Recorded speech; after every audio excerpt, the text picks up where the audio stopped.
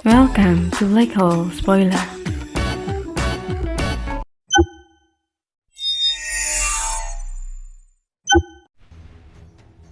Chapter 472, Tetes Darah.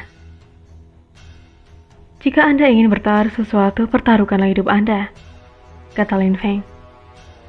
Kata-katanya seperti guntur dan membuat hati semua orang berdebar. Mereka semua menatap Lin Feng. Orang itu sangat arogan. Dia ingin bertempur sampai mati dengan utusan ketujuh Tian Feng. Utusan ketujuh menganggap dirinya terlalu serius dan terlalu memikirkan dirinya sendiri.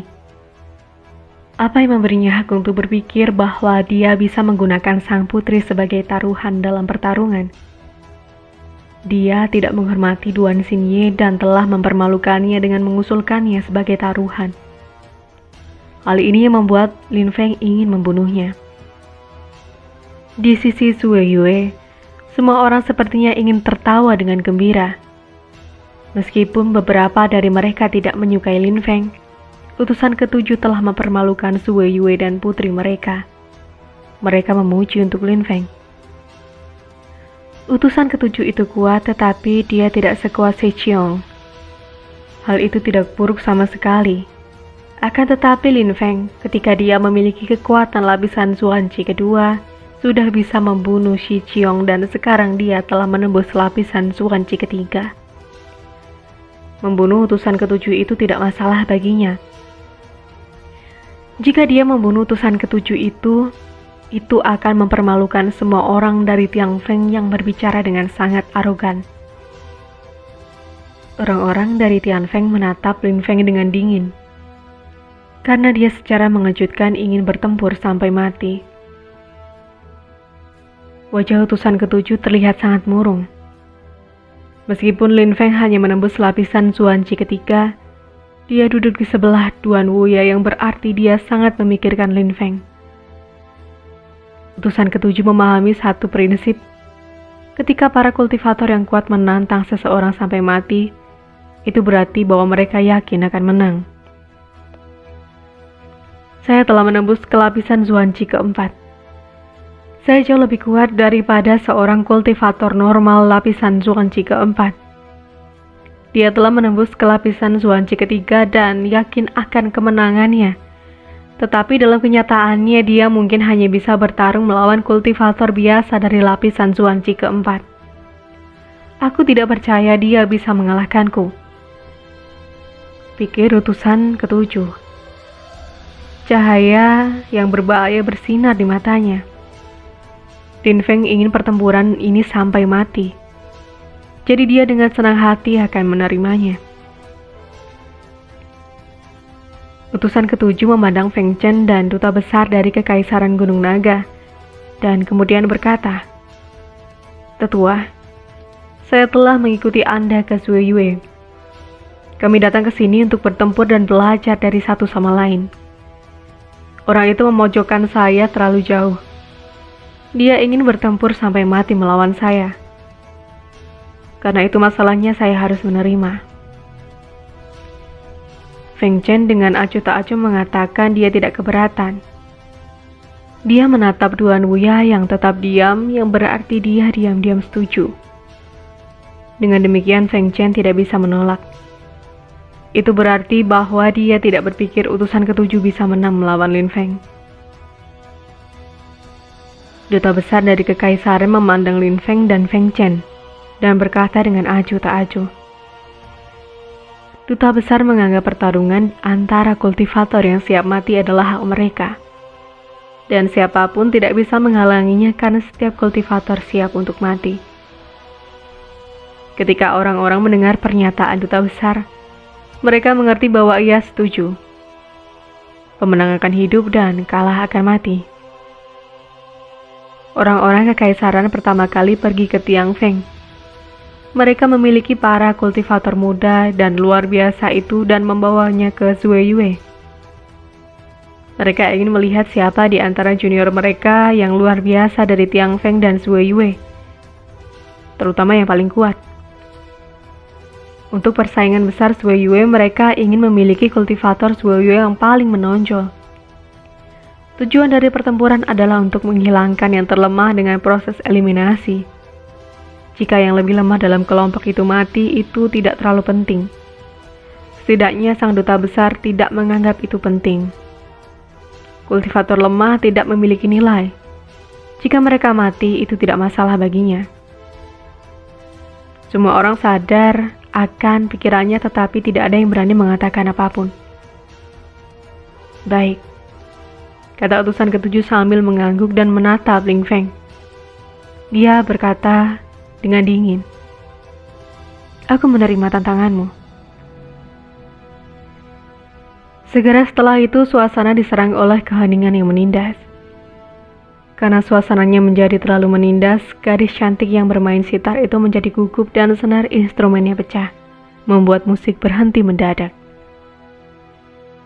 Ketika sitar berhenti, para penari juga berhenti. Mereka semua mulai gemetar ketakutan. Mereka tidak tahu harus berbuat apa.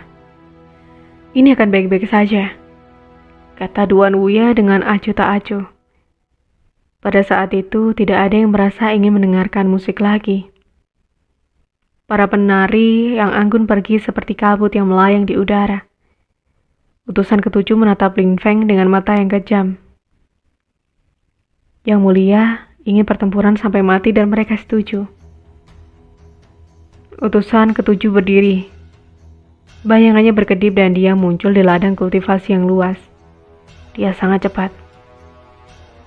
"Ayo," kata utusan ketujuh sambil menatap Lin Feng. Orang-orang dari Tianfeng semua melihat ke arah Lin Feng dan utusan kelima berkata, "Kau mengusulkan pertempuran sampai mati dan utusan ketujuh sudah menunggu, tetapi kau masih duduk. Apa yang kau maksud dengan ini? Mungkinkah kau hanya berbicara besar? Mungkinkah kau tidak lebih dari seorang pengecut?" Lin Feng melirik utusan kelima. Dia perlahan berdiri dan meninggalkan pavilion. Dia mengambil langkah dan angin kencang bergegas langsung menuju utusan ketujuh. Utusan ketujuh mengerutkan dahi dan kemudian berkata sambil tersenyum dingin. Seperti yang diharapkan, Lin Feng telah menembus ke lapisan Zuanci ketiga. Tetapi Ci Lin Feng jauh lebih kuat daripada kultivator normal lapisan Zuanci ketiga. Namun lapisan Zuanci ketiga tetaplah hanya lapisan Zuanci ketiga. Utusan ketujuh dengan sikap arogannya menyombongkan diri di depan Lin Feng. Utusan ketujuh tiba-tiba mengeluarkan Ci yang mengerikan. Ia memiliki kekuatan lapisan Zuanci keempat dan terlihat bangga dengan dirinya sendiri. Namun Lin Feng dengan tenang, dia mengambil langkah lain dan melepaskan energi yang kuat dan kental dengan Ci-nya.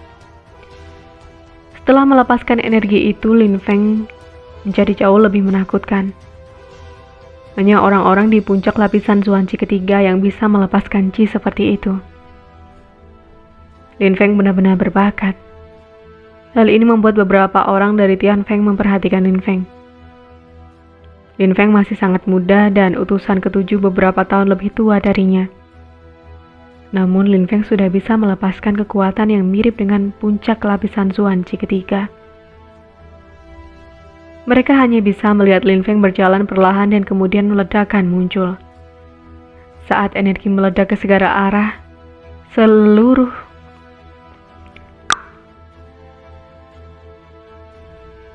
suasana sepertinya diserang oleh Ci Lin Feng. Itu ada di mana-mana dan bisa menembus ke dalam segala arah yang disentuhnya.